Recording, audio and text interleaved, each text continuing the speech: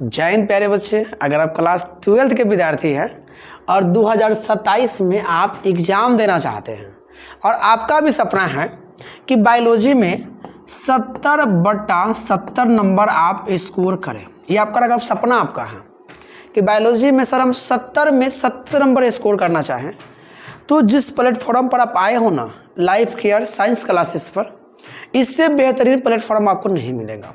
और पूरे प्रॉमिस के साथ, भरोसे के साथ, जिस तरह एक सूरज जब उगता है तो डूबता है तो फिर उगता है, उसी प्रकार एक हम पे प्रॉमिस करते हैं आपसे। अगर हम विश्वास हम पे करते हैं तो पूरे सिलेबस के आपको बढ़िया से आपको हम इसमें पढ़ाने वाले हैं। और जब एग्ज़ाम देना हमको है, तो जब एग्ज़ाम देने जाएंगे तो एग्ज़ाम देने में और एग्ज़ाम में लिखने में बहुत फ़र्क होता है। सबसे पहले तो बायोलॉजी में हमें ये जानना बहुत ज़रूरी है कि आखिर बायोलॉजी में पढ़ना क्या है, इसका सिलेबस क्या है। हमें पता ही नहीं कि डेस्टिनेशन हमारा क्या है और हम चल पड़े तो क्या अपने मंजिल तक पहुंच पाएंगे? कभी नहीं पहुंच पाएंगे। तो सबसे पहले हमारा डेस्टिनेशन एकदम राइट होनी चाहिए, लोकेशन हमारा एकदम फिट बैठना चाहिए। तो सबसे पहले बात कि हमको सिलेबस पता होना चाहिए कि हमको पढ़ना क्या है, एग्जाम पैटर्न कैसा होता है ये जानना बहुत ज़रूरी है। और साथ ही साथ कि कौन सी बेस्ट बुक हमें पढ़ना है ये भी हमें मालूम होना चाहिए, तब जाके हम अच्छा नंबर स्कोर कर सकते हैं। एकदम पॉइंट बाय पॉइंट आपको हम समझाएंगे, इस वीडियो में समझाएंगे कि आखिर सिलेबस क्या है, चैप्टर का नाम आपको पढ़ाएंगे, क्या क्या हमें पढ़ना है ना, पूरे बढ़िया से विस्तार से आपको हम पढ़ाने वाले हैं। तो सबसे पहले तो आपको ये जान लेना है कि जो क्लास 12th है, जो बायोलॉजी का सिलेबस है, इसमें आपको पता है प्यारे बच्चे, सबको पता होगा कि 70 नंबर का एग्ज़ाम होता है। 70 नंबर का आपको एग्ज़ाम लिखना है और जो 30 नंबर होता है आपका, ये आपका प्रैक्टिकल होता है। क्या होता है? प्रैक्टिकल आपका होता है बायोलॉजी में, ये तो सबको पता है। अब इस 70 नंबर में हमें क्या पढ़ना है ये आपको मालूम होनी चाहिए, कितने चैप्टर पढ़ना है। और एक बात आपको बता देते हैं कि बहुत सारे यूट्यूबर आपको मिलेंगे और कहेंगे कि 2027 से इंटर एग्जाम में ये चेंजिंग हो गया, 3 गुना ऑब्जेक्टिव रहेगा, कोई कहेगा ऑब्जेक्टिव हट गया, बहुत तरह की बातें बोलेगा। आप किसी पे भरोसा मत करना, चुपचाप प्यारे बच्चे आपको जो पढ़ा रहे हैं, 2026 में जो एग्ज़ाम हुआ है और 2025 में जो एग्ज़ाम हुआ था, उसी के हिसाब से 27 में भी आपका एग्ज़ाम होने वाला है। तो उसको देखते हुए आपको हम 70 नंबर का तैयारी करवाएंगे। कहते तो सभी है लेकिन करवाते नहीं है, लेकिन आपको हम करवाएंगे, ठीक है ना। और हम लोग देखते हैं कि बायोलॉजी का जो चैप्टर हमको पढ़ना क्या है। तो देखो, एनसीईआरटी कुछ और कहता है और आपका भारतीय भवन कुछ और कहता है। तो हमने जो चैप्टर का नाम लिखा है, हमने भारतीय भवन के नाम हिसाब से रखा है ताकि आपको कहीं पे कोई दिक्कत ना हो। सबसे पहला चैप्टर आपको क्या पढ़ना है? जीवों में जनन, ये चैप्टर आपको पढ़नी है। और बायोलॉजी एक ऐसी सब्जेक्ट है ना जिसमें आप अपने शरीर के बारे में पढ़ते हैं, अपने जीवों के बारे में पढ़ते हैं, जीवों के गुणों के बारे में पढ़ते हैं। समझा जाए तो आपके अंदर मानवता नाम का चीज़ हासिल हो जाता है बायोलॉजी पढ़ने के बाद। आपके पास इमोशन हो जाता है, आपको लगाव बायोलॉजी से हो जाती है, क्योंकि बायोलॉजी एक ऐसा विषय ही है इंटरेस्टिंग कि आप अपने पूरे शरीर के अंगों के बारे में, साथ साथ पौधे और जानवरों के बारे में भी आप बढ़िया से पढ़ लेते हैं। यहाँ तक कि हम लोग कचरों का निपटारा करना भी बायोलॉजी के तहत पढ़ लेते हैं। बायोलॉजी में हर चीज़ का समाधान है। तो पहला चैप्टर क्या पढ़ना है आपको? जीवों में जनन पढ़ना है।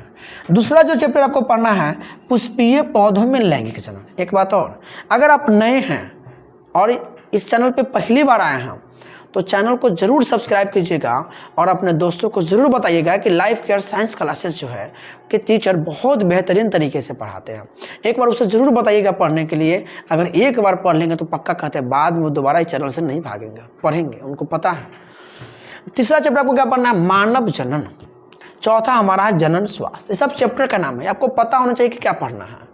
पांचवा है वंशागति एवं विविधता का सिद्धांत और छठा है वंशागति का आणविक आधार। सातवां है आपका जैव विकास और आठवां आपका है मानव स्वास्थ्य एवं रोग। इतना चीज आपको पढ़ना है, 8 गो चैप्टर। अभी 8 को पूरे आपका 16 चैप्टर है। 9वां चैप्टर आपका है खाद्य उत्पादन में वृद्धि की कार्यनीति। 10वां चैप्टर है मानव कल्याण में सूक्ष्मजीव। 11वां है जैव प्रौद्योगिकी सिद्धांत एवं प्रक्रम। 12वां है जैव प्रौद्योगिकी एवं उसके प्रयोग। 13वां जीव और समस्या। 14वां है पारितंत्र, 15वां है जैव विविधता एवं संरक्षण और 16वां आपका है पर्यावरण के मुद्दे।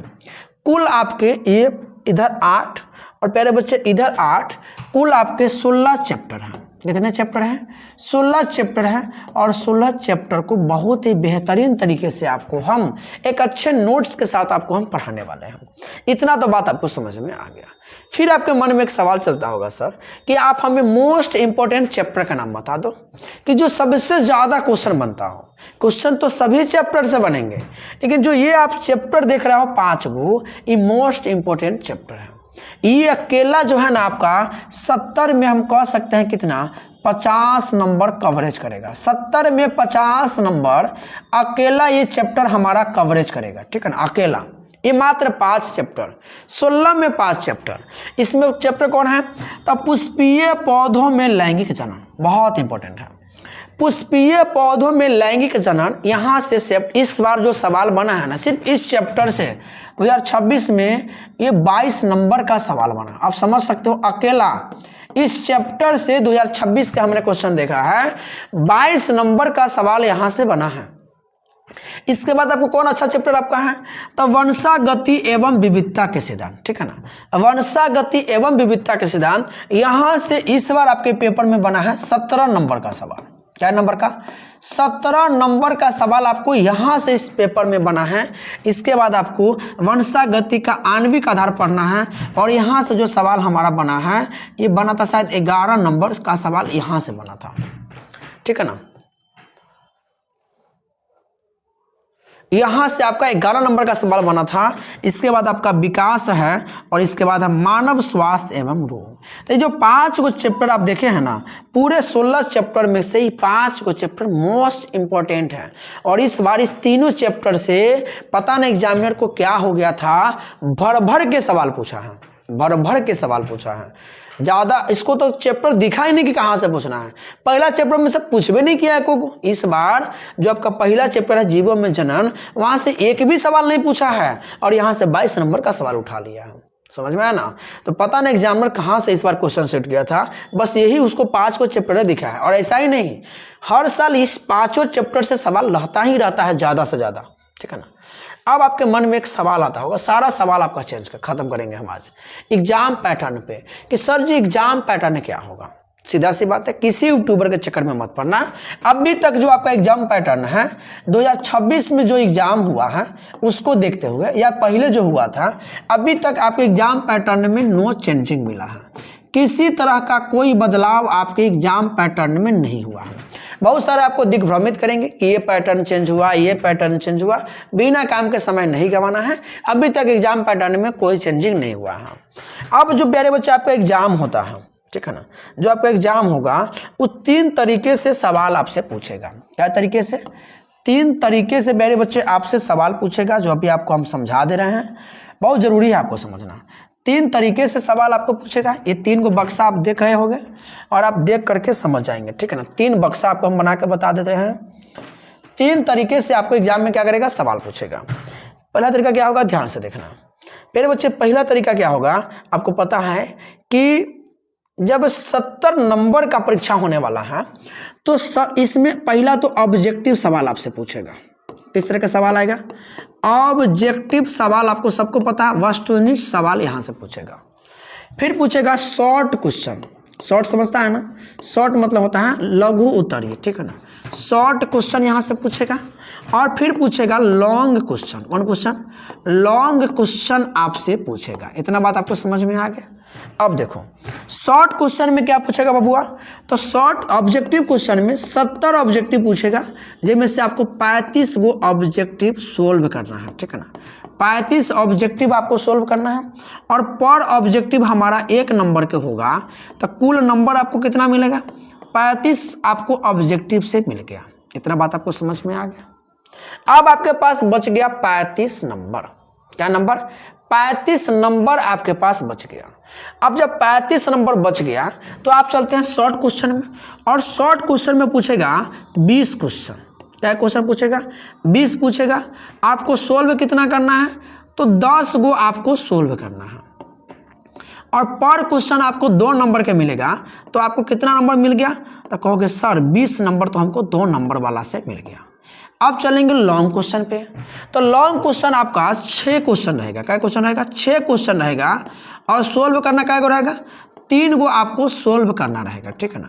और एक होगा 5 नंबर का, तो 5 से गुना करोगे तो कितना नंबर बन गया? तो सर 15 नंबर हमारा ये हो गया। अब आप देख लो 15, 20, 35 और 35 70, इस प्रकार आपका 70 नंबर का तैयारी हम करवाने वाले हैं, ठीक है ना। पूरा तैयारी विस्तार से प्यारे बच्चे आपको कराएंगे। कन्फ्यूजन आपका खत्म हो गया।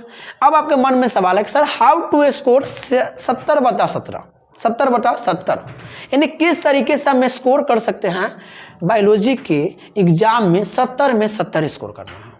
सिंपल सी बात है, अगर आप 70 में 70 स्कोर करना चाहते हैं ना, तो सिंपल फॉर्मूला क्या है कि आपको कुछ ज़्यादा नहीं पढ़ना है। पढ़ना क्या है? सबसे नंबर 1 NCERT का केमिस्ट्री का जो बुक आपके पास है वाला बायोलॉजी का NCERT बुक को आपको बढ़िया से स्टडी करना है। बढ़िया से पूरा NCERT बुक का स्टडी आपको बढ़िया से लाइन बाय लाइन करना है।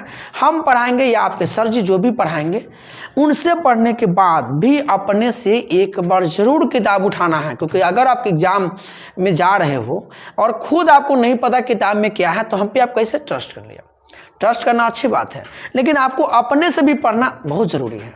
तो एकदम किताब का लाइन बाय लाइन आपको पढ़ना है हमारे पढ़ा देने के बाद, ताकि आपको समझ में आए।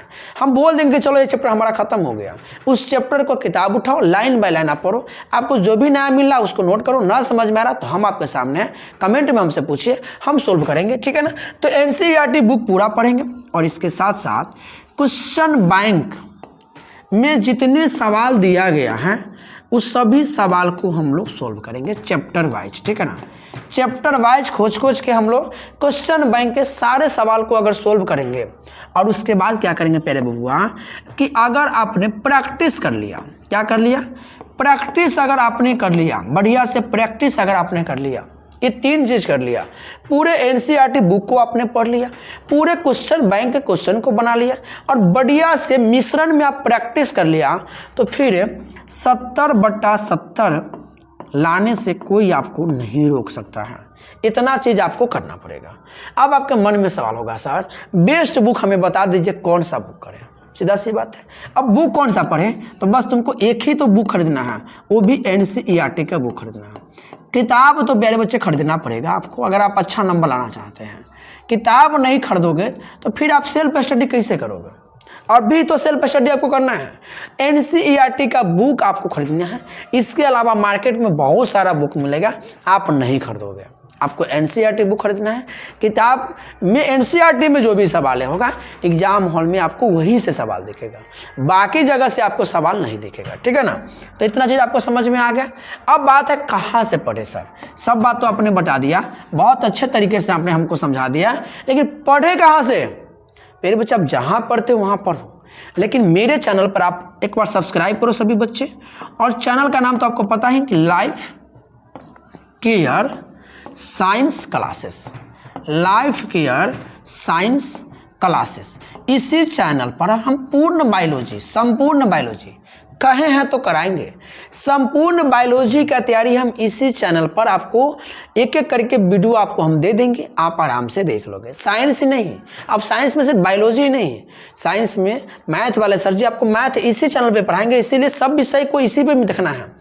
केमिस्ट्री भी यहीं पर आपका होगा, समझ में आया ना। फिजिक्स भी आपका यहीं पे होगा, लेकिन हिंदी इंग्लिश अलग चैनल पे होगा। आपको बता देंगे कि हिंदी इंग्लिश कौन होगा, ठीक है ना। अभी उसका चैनल नहीं बना है, बनेगा तो आपको वो भी हम सूचित कर देंगे। तो साइंस की सभी क्लासेस आपको इसी चैनल पे बहुत अच्छे रिकॉर्डेड फॉर्म में आपको मिलेंगे। समय पड़ेगा तो लाइव भी आएंगे और आपको यहाँ से प्यारे बच्चे हम लोग पढ़ाएंगे, ठीक है ना। अब प्यारे बच्चे लास्ट में आपको एक कमेंट करके हमको बताना है योर ड्रीम आपको बताना है कि 70 में आप लिख करके भेजोगे 70 में कितना नंबर आप लाना चाहते हो बायोलॉजी में, 70 में कितना नंबर, और पूरे एग्जाम में 500 में आप कितना नंबर लाना चाहते हो, ये एक बार हमें कमेंट करके जरूर बताएंगे प्यारे बच्चे। अब बता दो वीडियो कैसा लगा, अगर अच्छा लगा हो तो चैनल को सब्सक्राइब कीजिएगा और अपने सभी दोस्तों को जरूर बताइएगा इस चैनल के बारे में, ताकि वो आ करके बढ़िया से स्टडी कर सके। जय हिंद।